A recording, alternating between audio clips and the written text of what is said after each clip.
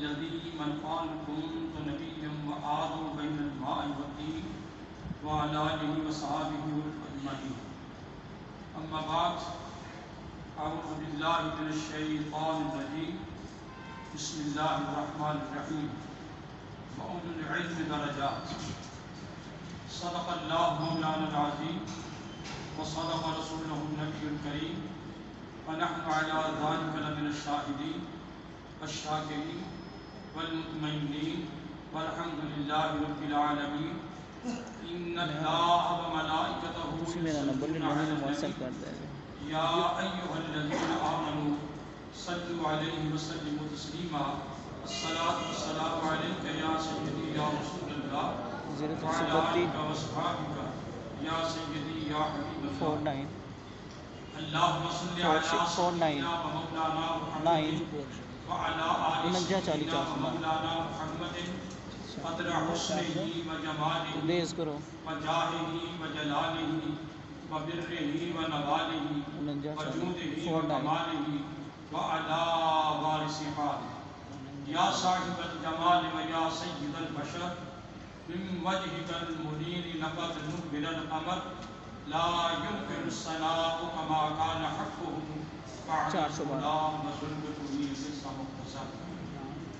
اللہ کی سرتا بقدر شان ہے یہ، انسان ہی انسان وہ انسان ہے یہ. قرآن تو ایمان بتاتا ہے انہیں اور ایمان یہ کہتا ہے میری جان. حضرات گرامی، آج دن ہے حضرت حنیف کا، اور کل سے مہینہ وہ شروع ہو رہا ہے جس کے بارے میں اللہ تبارک و تعالی نے ابراہیم علیہ السلام کو حنیف کہا، اور اللہ تبارک و تعالی نے ابراہیم علیہ السلام کی تعریف کرتے ہوئے یہ کلمات ارشاد فرمائے کہ ما کانا ابراہیم و یہودی ولا نصرانی ولکن کان حنیفا مسلما. اور لفظ حنیف سب سے پہلے اللہ نے ابراہیم علیہ السلام کے لیے استعمال کیا، اور رہبانی والوں تم خوش نصیب ہو، تمہیں ابراہیم علیہ السلام کا جو لاحقہ ہے وہ لاحقہ نبی پاک علیہ السلام کے وسیلہ جلیلہ سے 14ویں صدی میں 15ویں صدی میں محمد حنیف کی شکل میں ملا. جی، محمد حنیف کی شکل میں ملا. اور یہ محمد حنیف جسے آپ علامہ کہیں، فاضل کہیں، خطیب کہیں، استاد کہیں، استاد الاساتذہ کہیں، مقرر کہیں، مدرس کہیں، جو بھی کہیں، لیکن ہے کیا؟ یہ سب وہ صدقہ ہے اس جگمگاتے چاند. یہ نبی پاک علیہ السلام کا وسیلہ ہے. اور ایک بات اور بھی کہتا چلا جاؤں، حنیف کا معنی ہے کہ تمام غلط راستوں سے علیحدہ ہو کر کے درمیانے راستے پر قائم رہنا. اور وہ حضرت مولانا جامی رحمۃ اللہ علیہ نے ان کی تعریف میں یہ کلمات کہے تھے کہ خلیل آسا در ملک یقیزن، خلیل آسا در ملک یقیزن صدائے لا احب الآفلیزن. حضرت ابراہیم علیہ السلام نے یقین کا آسا مضبوطی کے ساتھ لگایا یا پکڑا یا زمین پر گاڑا. فرمایا پھر کیا ہوا؟ انہوں نے صدائے لا احب الآفلین کہی. رہبانی والوں، تمہارے پاس علماء کی کمی نہ تھی نہ کمی ہے، لیکن قدرت کاملہ نے ایک حنیف کو تمہارے درمیان میں بھیجا جس نے گویا کہ جھکڑوں میں، جس نے بادلوں میں، جس نے اندھیریوں میں، جس نے اندھیروں میں اللہ کے محبوب کے علم کی شمع کو جلایا. آج نتیجہ کیا نکلا کہ ایک چراغ نہیں بلکہ چراغ افروزاں جو ہیں وہ آپ پر قائم ہیں، بلکہ بدل علم کے انداز میں، یہاں پر کمر علم کے انداز میں آج یہاں پر علم کے سوتے پھوٹ رہے ہیں اور نور کے انوار سے گویا کہ آپ کا علاقہ جو ہے وہ جگمگا چکا ہے۔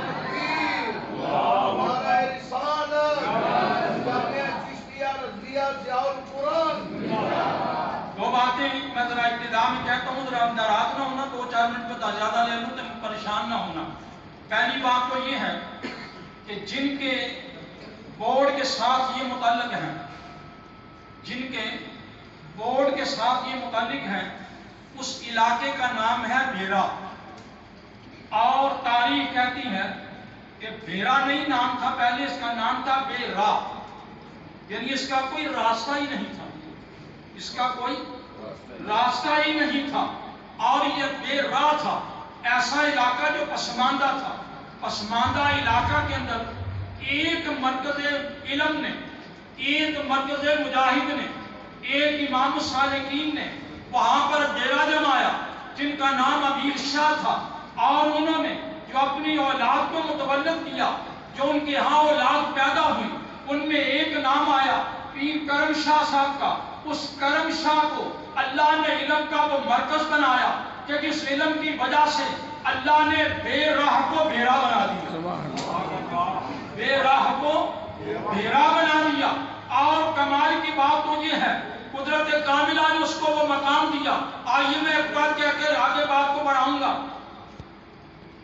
جب جنرل ضیاء الحق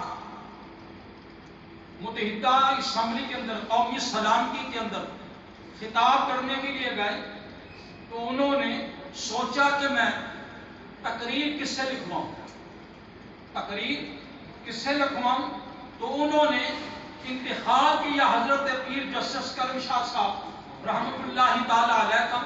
انہوں نے تقریر لکھ کر کے دی، اور جنرل ضیاء الحق نے اسمبلی کا جب سے وہ معرض وجود میں آئی ہے اس وقت سے لے کر آج تک نہ کسی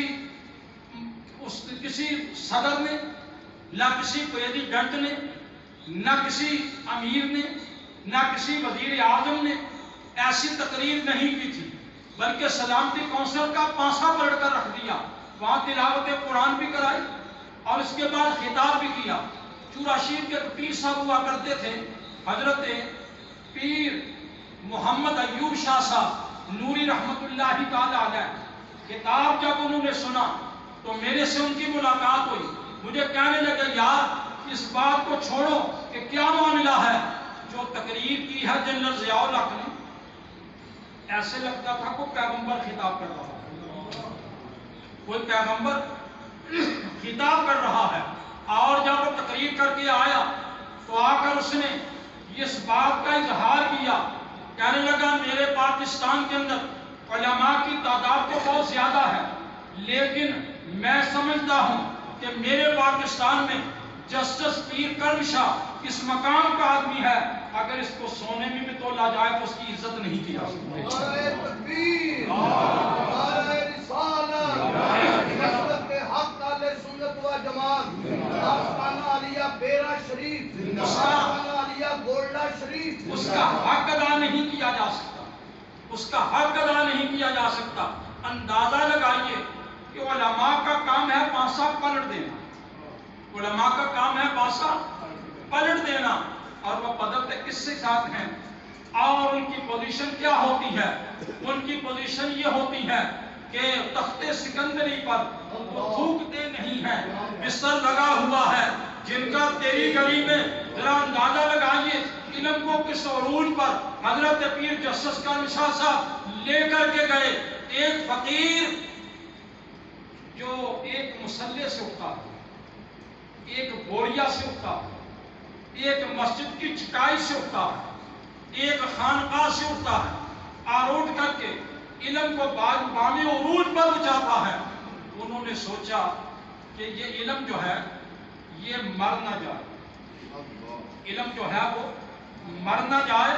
انہوں نے اپنی صلاحیتوں کو اس انداز میں بنایا کہ وہ لے گئے علم دین کو پڑھانے کے لیے، خود بھی پڑھایا، اساتذہ بھی تیار کیے، پھر اس مقام پر چلے گئے۔ ایک لفظ میں کہہ دوں تو ناراض نہ ہونا، ہماری یونیورسٹیاں انجینئر پیدا کرتی ہیں، سائنسدان پیدا کرتی ہیں، اور ریاضی کے ماہر پیدا کرتی ہیں، ماہر فلکیات پیدا کرتی ہیں، وہ گویا کہ انجینئر پیدا کرتی ہیں، وہ ریاضی کے ماہر پیدا کرتی ہیں، لیکن وہ سب کچھ کرنے کے باوجود ان کی پوزیشن کیا ہے؟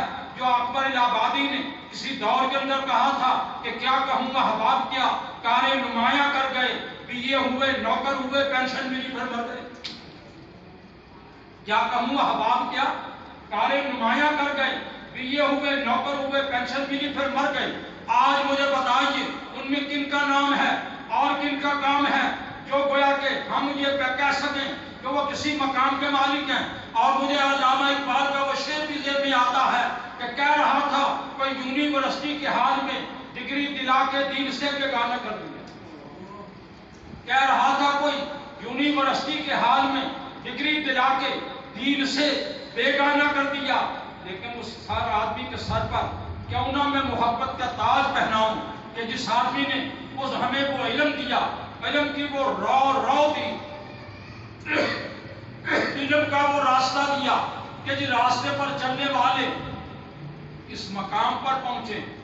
آج ان کا ادارہ تصنیف و تعلیم میں بھی بے مثل ہے، آج ان کا ادارہ تعلیم و تعلم میں بھی بے مثل ہے، آج ان کا ادارہ اشاعت اسلام میں بھی بے مثل ہے۔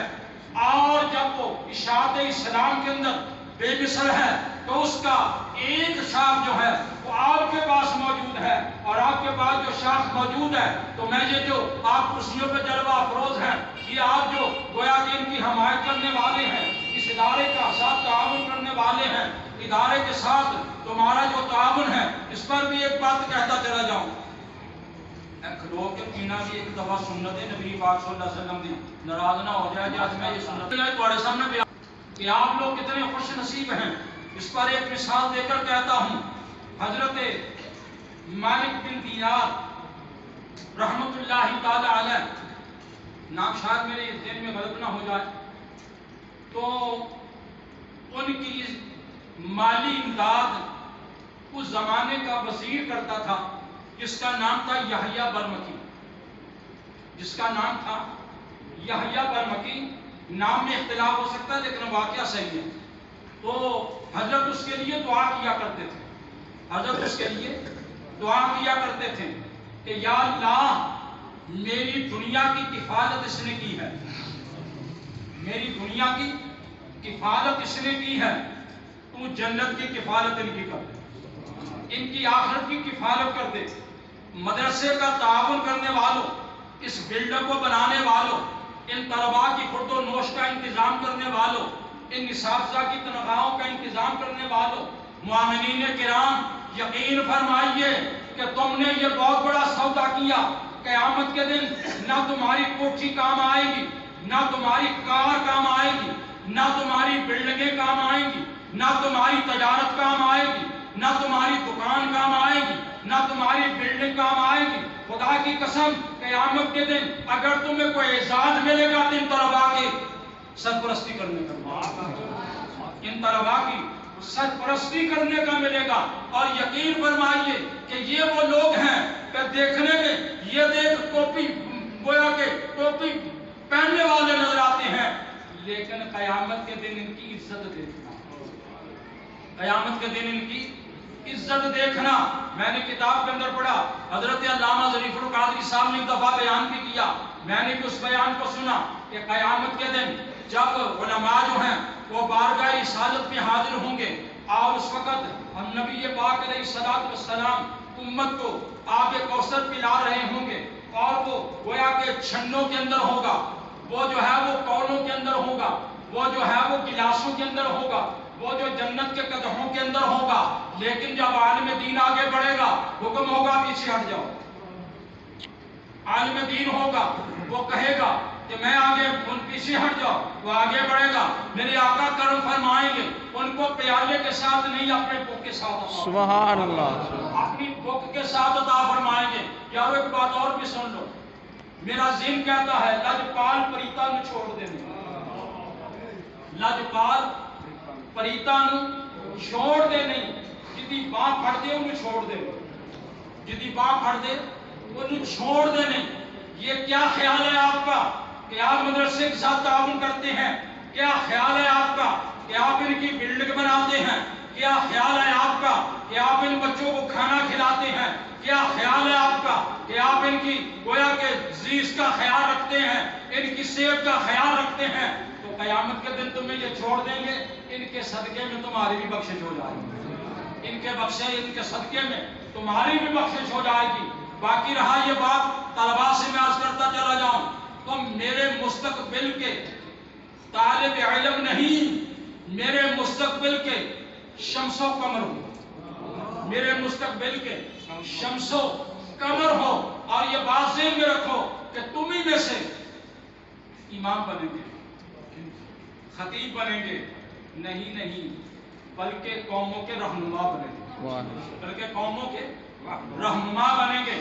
ناراض نہ ہونا، یہ لفظ کہیں گے تو ٹھیک ہوگا، حضرت امام اعظم بھی طالب علم تھے، حضرت امام شافعی بھی طالب علم تھے، حضرت امام محمد بن حنبل بھی طالب علم تھے، حضرت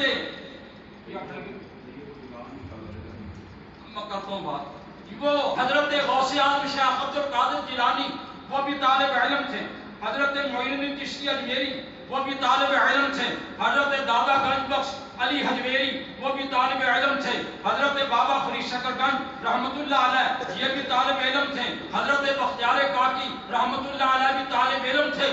لیکن ان کی طلب علم نے جو ان کی اساتذہ کی وجہ سے، ان کے مرشدان اعزاز کی نظر سے ان کو وہ مقام دیا کہ آج دنیا والے مر جائیں تو خاک میں مل جاتے ہیں، وہ مل کر بھی خاک میں سے آگے نکلتے ہیں اور شمس و قمر کی طرح آج بھی آج بھی جگمگاتے ہیں۔ میرے بیٹے میرے بھتیجے مجھے یہ طرح دے رہے تھے کہ آج ترکی کا جو صدر ہے نا وہ بھی طالب علم تھا۔ پچھلے دنوں میں جب اس نے آیا صوفیہ کا جو ہے نا وہ مزاج بدلا اور وہاں اس نے جمعہ کا خطبہ دینے کے لیے آگے بڑھا، تو خدا کی قسم میں اس کی تلاوت سن کر کے حیران رہ گیا۔ ازہر کے قاریوں نے تلاوت کیا کرنی ہے جو اردگان نے تلاوت کی، اور اس کا وزیر مذہبی امور جو ہے اس نے ہاتھ میں تلوار پکڑی اور وہ منبر پہ کھڑا ہوا، اس نے خطبہ دیا اور اس نے جماعت کروائی۔ یارو ہمیں تو ایسے حکمران چاہیے جو مصلی کے امام، جو مقبرہ کے جائے نماز کے امام ہوں، جو محراب اور منبر کی طرف آنا چاہیں، جو منبر پر بیٹھ کر اللہ رسول کی بات کرنا چاہیں۔ ہمیں ایسے گویا کہ سیاستدانوں کی ضرورت نہیں جن بیچاروں کو سنجا کرنے کا بھی سلیقہ نہیں آتا، اور جن بیچاروں کو گویا کہ دین کا لفظ ایک نہیں آتا۔ ایاک نعبد و ایاک نستعین کہنا آسان ہے لیکن عمل کر کے بتانا آسان مشکل ہے، وہ بات یہ کہنا مشکل ہے۔ حقیقت تو یہ ہے کہ یہ سیاستدان جو ہیں یہ قابل تقلید نہیں بلکہ 5 سال کے بعد تو بدل جاتے ہیں۔ قابل تقلید وہ ہیں جو علم لے کر کے علم کی معراج پہ جاتے ہیں، نتیجہ یہ نکلتے ہیں کہ وہ ان کا مقام اس مقام پہ چلا جاتا ہے کہ اگر صحبت مردہ اگر یکسات است، صحبت مردہ اگر یکسات است، بہتر صد چلاؤ صد داد است۔ خدا کی قسم کھا کے کہتا ہوں میرے عزیزو، آپ نے اپنی اولادوں کو یونیورسٹیوں میں ضرور پڑھائیں، بارہ اطلاع کرائیں، انہیں MBBS ڈاکٹر بنائیں، انہیں جو ہے وہ وکیل بنائیں، لیکن یقین فرمائیے تمہیں بخشش کا پروانہ نہیں ملے گا۔ بخشش کا پروانہ کہاں ملے گا؟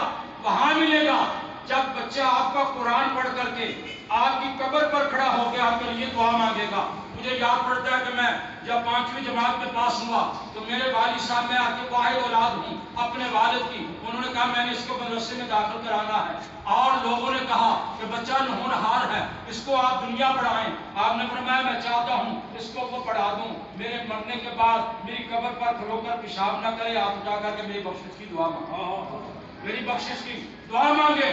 مولانا ابراہیم صاحب میرے ساتھیوں میں سے ہیں، انہیں پوچھئے کہ ہم نے طالب علمی کتنی مشکل حالات میں گزاری۔ مجھے اشارہ ہو رہا ہے کہ بات کو ذرا کلوز کرو، وقت زیادہ ہو گیا۔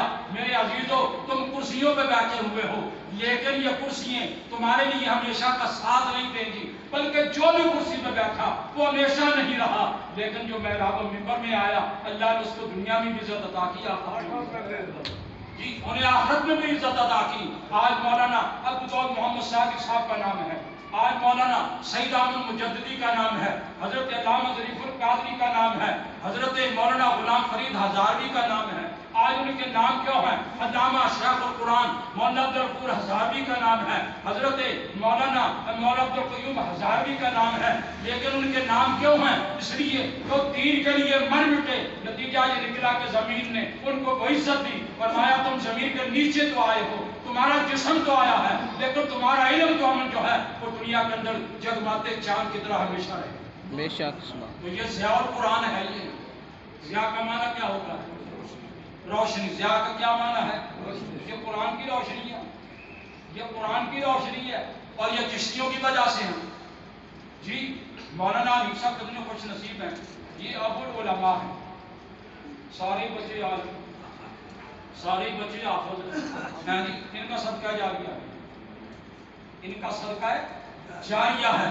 اور یہ مدرسہ بنانے والوں، تعمیر کرنے والوں، یہ تمہارا بھی صدقہ جاریہ ہے، تمہارا بھی صدقہ جاریہ ہے۔ اور اگر چاہتے ہو کہ تم گویا کہ اپنی آخرت کو اس سے بھی بہتر بناؤ، اس سے بھی زیادہ بڑھ کر کے سرمایہ لگاؤ، اس سے بھی بڑھ کر زیادہ سے زیادہ سرمایہ لگاؤ۔ تم کتنے خوش نصیب ہو، تمہارے سرمایہ کا امین، تمہارے سرمایہ کا امین حضرت مولانا محمد حنیف چشتی ہیں، جی، جنہوں نے تمہارے سرمایہ کو بڑے اچھے طریقے سے خرچ کیا، بڑے اچھے طریقے سے خرچ کیا۔ میں سرمایہ داروں، علاقے کے معاملین حضرات، تم کو مبارکباد دیتا ہوں کہ تمہیں علم کا اور عمل کا ایک مرکز ملا، جس نے تمہارے علاقے کی گویا کہ کایا پلٹ کر رکھ دی۔ آج میں خدا کی قسم کھا کے کہتا ہوں کہ قاضیوں کے پڑے ہوئے اس مقام پہ نہیں جاتے جس مقام پر ہمارے دینی مدارس کے پڑے ہوئے جاتے ہیں۔ آج تو یہ بھی نظام بدل گیا، وہ صرف درس نظامی نہیں رہا، آج تو دین کی تعلیم بھی ہے اور دنیا کی تعلیم بھی ہے، اور اس مدرسہ کے اندر بھی یہی پوزیشن ہے۔ یہاں بھی حفظ قرآن بھی ہے، اور علم دین بھی ہے، درس نظامی بھی ہے، اور یہ جدید تعلیم بھی ہے۔ آج تو نظام بدل گیا۔ مجھے یاد ہے میں جب طالب علم تھا، مولانا ابراہیم صاحب کو پتا ہوگا، وہ یہ ذرا تھوڑے سے مجھ سے جونیئر ہے، میں تھوڑا سا سینئر ہوں ان سے، تو میں نے چاہا کہ وہاں انگریزی پڑھ سکوں۔ حضرت مولانا ابو داؤد محمد صادق صاحب نے مجھ سے کتاب چھین لی، میرے استاد کو منع کر دیا کہ یہ انگریزی میں نہیں پڑھنی، تو ہمیں گویا کہ انہوں نے اس لحاظ سے بھی علم رکھا۔ لیکن آج تو خوش نصیب ہو، حضرت کے جو طلباء، حضرت کے جو گویا کہ طالب علم ہیں، نعیم کے جو بیٹے ہیں، وہ پرنسپل بھی ہیں، وہ اسکالر بھی ہیں، وہ پروفیسر بھی ہیں، اور آج وہ بیرون دنیا میں بھی دین کا کام کر رہے ہیں۔ یارو جب بیرون دنیا کام کر سکتے ہیں تو یہاں نہیں کر سکتے، یہاں بھی ہو رہا ہے۔ الحمدللہ میں مبارکباد پیش کرتا ہوں۔ یہ مجھے یہ کہا گیا کہ 2 طالب علموں نے، بلکہ 2 طالبات نے اعلیٰ پوزیشن حاصل کی۔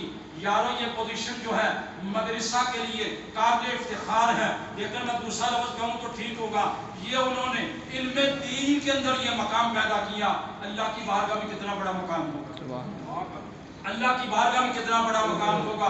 وہ علم درجات، علم والوں کے درجے بلند ہوتے ہیں، علم والوں کے درجے بلند ہوتے ہیں۔ اور حضرت غوث پاک فرماتے ہیں، افرد شموس البلین و شمسنا ابدا علی افق العلا لا تغربوا، فرمایا ہم نے کوئی علم پڑھا کہ ہمارا اس علم کی وجہ سے، فرمایا ہمارا جو نام ہے افرد شموس البلین و شمسنا، ہمارا جو سورج ہے یہ قیامت تک جو ہے وہ چمکتا رہے گا، قیامت تک جو ہے چمکتا رہے گا۔